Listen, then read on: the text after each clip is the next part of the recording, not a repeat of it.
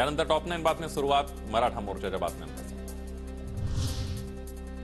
मनोज जरांगे पाटलांचा पायी मोर्चा लोणावळ्यातून नवी मुंबईच्या दिशेने रवाना। जरांगे पाटलांचा आज वाशीमध्ये मुक्काम।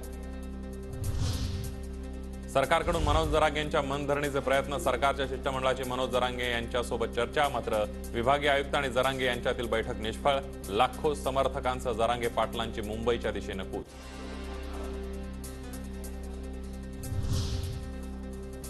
सरकारचं शिष्टमंडळ नव्हे तर अधिकारी भेटीसाठी आले होते म्हणून थांबलो होतो, जरांगे पाटलांची माहिती। बंद दाराआड चर्चा झाली नसल्याचंही वक्तव्य। शिष्टमंडळ नाही येते, अधिकारी येते दादा, ते एक अधिकारी येतं, ते फक्त माहिती द्यायला आले।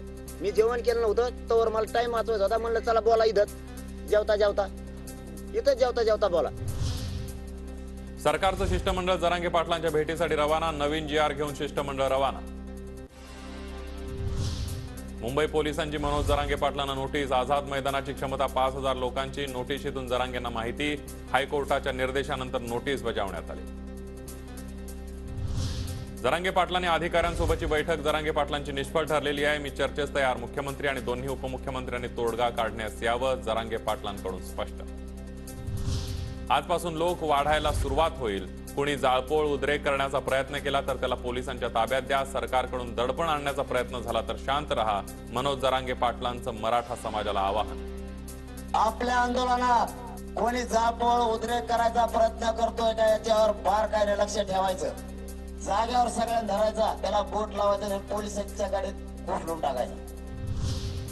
अधिकारी जरांगेंच्या संपर्कात। कुणबी नोंदींसंदर्भात सूचना येत आहेत। मराठा आरक्षण देण्याची सरकारची भूमिका। मुख्यमंत्री शिंदेंची प्रतिक्रिया। मनोज जरांगेंच्या जेवणामध्ये औषध टाकलं जाऊ शकतं, त्यामुळे जरांगेंनी पंक्तीमध्ये जेवण करावं। प्रकाश आंबेडकरांचा जरांगे पाटलांना सल्ला। 4-5 जणांमध्ये खायचं म्हटलं तेवढ्याच लहान याच्यामध्ये तर परगुलेक्स टाकले जाऊ शकतो, जुलाबाचं औषध दिलं जाऊ शकतं। तर ते होऊ नये म्हणून मी असं त्यांना सल्ला दिला की तुम्ही असं पंक्तीत जेवा, की पंक्तीत परगुलेक्स टाकणं शक्य होत नाही।